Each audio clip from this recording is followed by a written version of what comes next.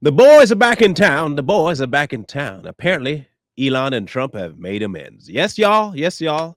Apparently, they're friends again. Okay, let me digress. I'm not saying that they're like super buddy chum chum, but apparently the two are back on at least minimum conversing terms.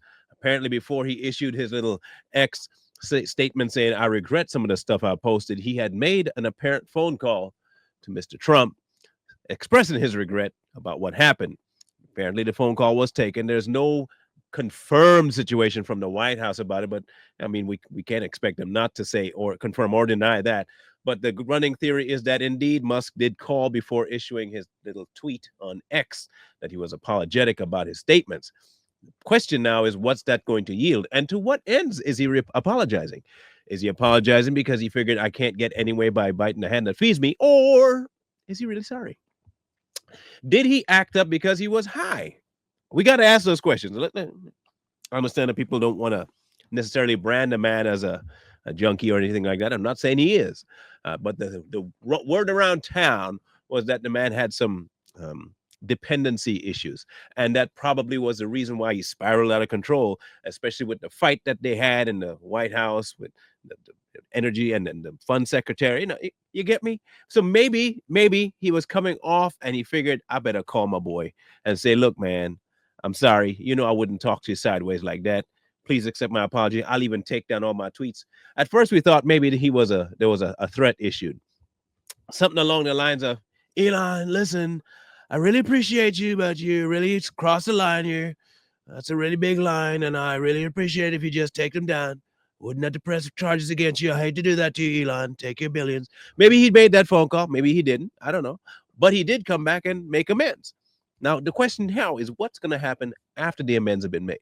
Now, recently there was a passage of some things by the Senate when it came to what Doge found in terms of monies. And maybe that is part of the reason why he came back into the good graces of Mr. Trump, is to try and make sure he finished the work that he was doing and to make sure that things were at least cleaned up on that end.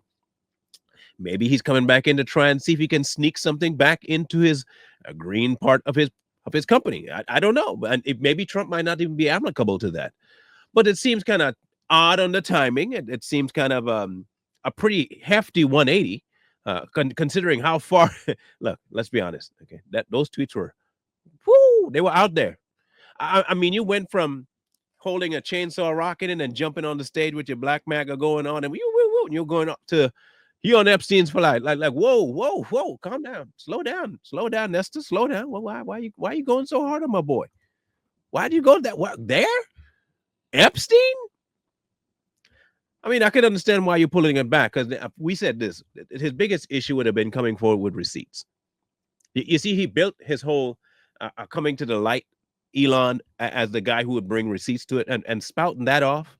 You would have to take it down and say, I was just angry. Because if he had kept that, there'd be no proof to it.